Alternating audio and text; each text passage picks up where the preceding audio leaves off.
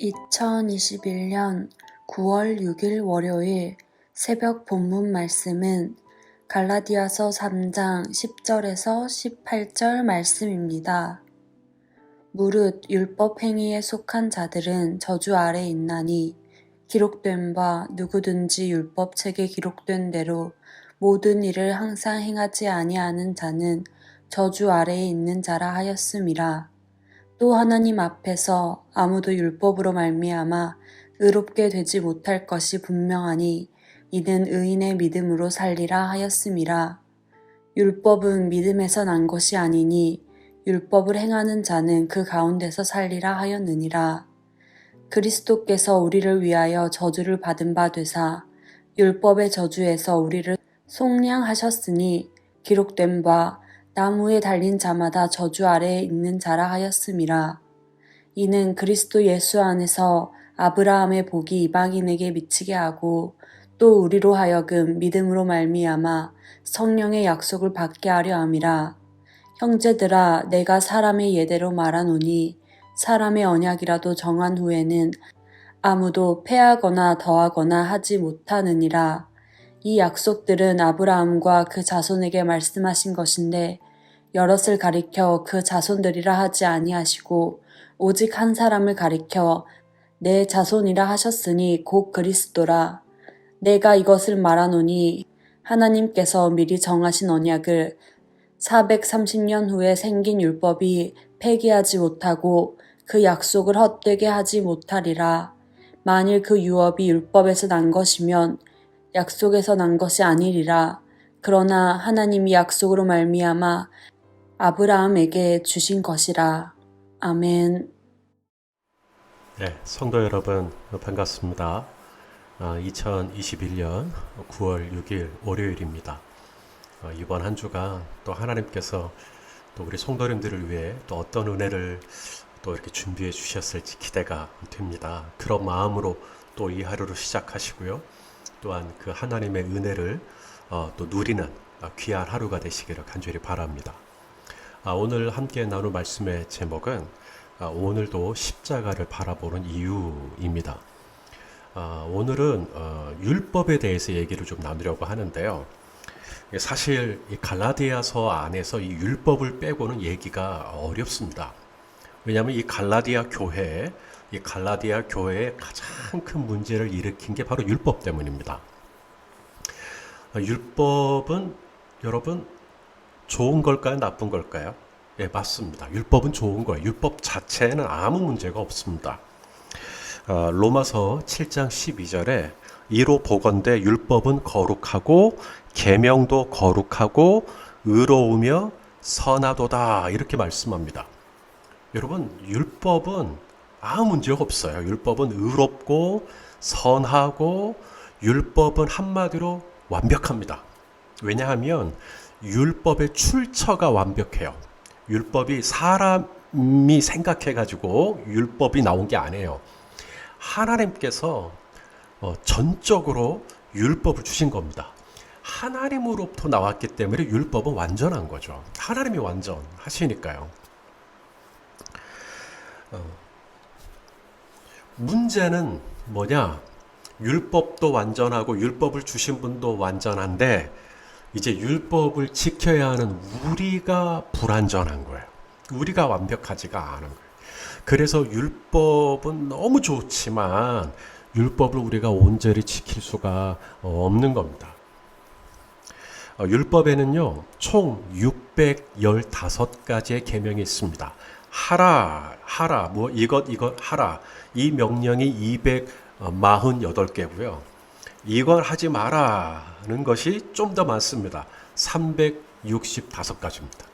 그래서 여러분 우리가 뭔가 이렇게 지키려고 할 때 지금 말씀 듣고 있죠. 우리가 유튜브로 말씀을 들으려고 할 때 첫째, 시간을 정하라. 둘째, 장소를 정하라. 뭐 셋째, 핸드폰을 다 꺼라. 또 뭐 넷째, 필기를 해라. 뭐 다섯째, 또 뭐 아멘을 해라. 뭐 여섯째, 뭐 다리 꼬지 마라. 뭐 한눈 팔지 마라. 무슨 옷을 입어라. 여러분 610 5개의 계명을 우리가 지켜야만 618개의 계명을 지켜야만 우리가 말씀을 들었다 한다면 여러분 이 말씀 받을 수 있는 사람이 누가 될까요?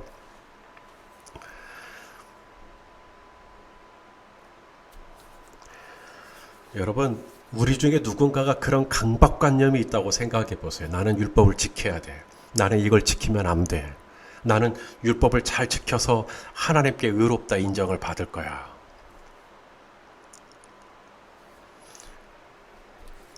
나는 율법을 지키지 못하면 하나님께 벌을 받을 거야.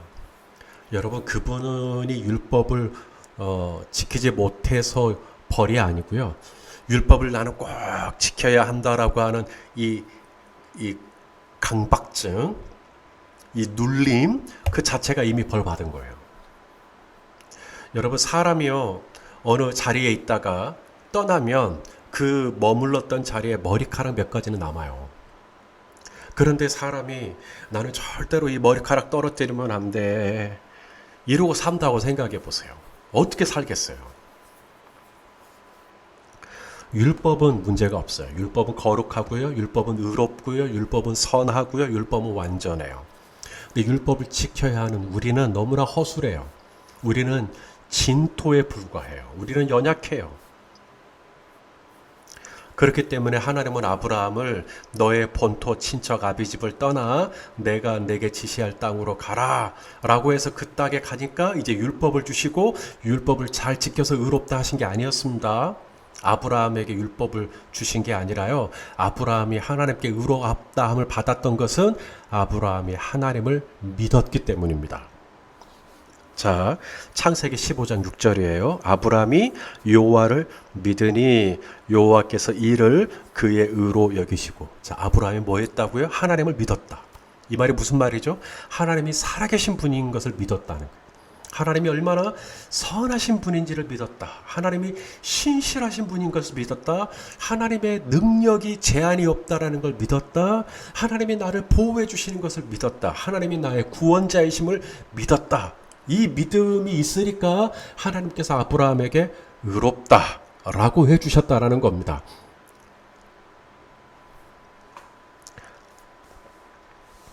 사실 이스라엘이 율법을 받은 것은 언제죠? 이스라엘이 애굽에서 노예로 있다가 이제 풀려나죠. 그리고 시내산에 갔을 때 하나님께서 그때 율법을 모세를 통해서 율법을 주셨어요. 이건 해라, 이건 하지 마라. 그러니까 이스라엘이 애굽에서 나온 게 430년 만이잖아요. 아브라함이 하나님 앞에서 의롭다함을 받았던 것과 하나님을 믿고 의롭다함을 받았다는 것과 이스라엘이 율법을 받은 이 시간적인 간격은 최소 430년 이상 걸리는 겁니다. 그래서 오늘 본문 갈라디아서 3장 17절에 내가 이것을 말하노니 하나님께서 미리 정하신 언약을 430년 후에 생긴 율법이 폐기하지 못하고 그 약속을 헛되게 하지 못하리라. 아브라함이 아직 아무런 율법을 받지 않았지만 하나님을 믿음으로 의롭다함을 받았는데 어찌하여 우리는 율법을 이건 꼭 해야 되고 또 이건 꼭 하지 말아야 되고 그렇게 해야만 하나님께 의롭다함을 받을 수 있는 것처럼 왜 그렇게 힘들고 무겁게 살아가느냐라고 쓴 편지가 갈라디아서입니다. 자, 하나가 더 있습니다. 여러분, 예수님께서 십자가에서 죽어주셨잖아요. 예수님이 왜 십자가에서 죽으셨을까요? 네, 바로 저와 여러분의 죄 때문이죠. 여러분, 죄가 뭡니까? 법을 어긴 게 죄입니다. 맞죠? 법을 어기면 유죄라고 합니다. 하라는 법이 있는데 안 한 거고요. 하지 말라는 법이 있는데 한 거예요. 그래서 유죄가 되는 겁니다. 저와 여러분이 바로 그런 죄인이죠. 그런데 이 죄값이, 죄를 지었으니까 죄값이 있어야 되는데 이 죄값이 바로 죽음입니다. 사망입니다. 그래서 예수님이 십자가에서 죄를 짓고 저주를 받아야 할 나를 대신해서 예수님이 십자가에서 모든 저주를 받아주심으로 말미암아 이 죄값을 다 속량하신 겁니다. 대신 지불해 주신 거예요. 죄값을 다 갚아주신 겁니다. 그래서 하나님 나라 법정에서 이제 우리가 죄인인데 우리를 유죄라고 해야 되는데 그 죄가 십자가에서 다 처리가 된 겁니다. 다 지불이 된 겁니다. 끝난 거예요. 그러므로 우리는 하나님 앞에서 의롭다 함을, 예수 그리스도의 피를 의지하는 자, 그 십자가를 의지하는 자, 오로도 십자가를 바라보는 자는 하나님 앞에서 의롭다 함을 받게 되는 것입니다. 자, 오늘 본문 갈라디아서 3장 13절입니다. 그리스도께서 우리를 위하여 저주를 받은 바 되사 율법의 저주에서 우리를 속량하셨으니 기록된 바 나무에 달린 자마다 저주 아래에 있는 자라 하였습니다. 방금 저 또 주일 예배 인도하고 왔거든요. 여러분, 제가 매주 주일이 되면 이제 예배를 인도하러 앞에 서는데 어떤 마음일 것 같습니까? 제가 한 주간 늘 성령 충만하고 말씀 충만하고 막 기도 충만하고 사랑이 충만하고 그러면 얼마나 좋겠습니까만, 여러분, 제가 매주일 예배를 인도하러 앞에 설 때마다 엄청난 눌림이 제 안에 있다라는 것을 혹시 아실까요? 왜냐하면 저는 알거든요. 우리 성도님들은 뭐 저를 샅샅이 보지 못하니까 잘 모르겠지만 제 생각, 제 마음, 제 언어, 제 또 삶, 이거 다 아시니까요. 그래서 하나님 앞에 눌려요. 나 같은 죄인이 뭐를 차량을 인도할 수 있을까? 마치 의로운 자처럼, 마치 죄를 하나도 안 지은 것처럼 앞에서도 막 설교를 또 그렇게 천사같이 또 할 수 있을까? 막 눌려요. 무거워요. 주님, 제가 이렇게 죄인입니다. 막 눌린다고요. 여러분, 그래서 이 눌려서 막 이렇게 숨이 잘 안 쉬어지듯이 기도가 막 안 되고, 막 오늘 예배가 완전 실패할 것 같고, 오늘은 완전히 뭐 죽을 것 같고, 설교도 막 이런 느낌이 들 때 어떻게 하냐면요. 여러분, 교회 본당에 들어오시면 앞 정면에 오른쪽 위쪽에 예수라고 하는 십자가가 있습니다. 눈을 떠서요, 그냥 그 예수 십자가 바라봅니다.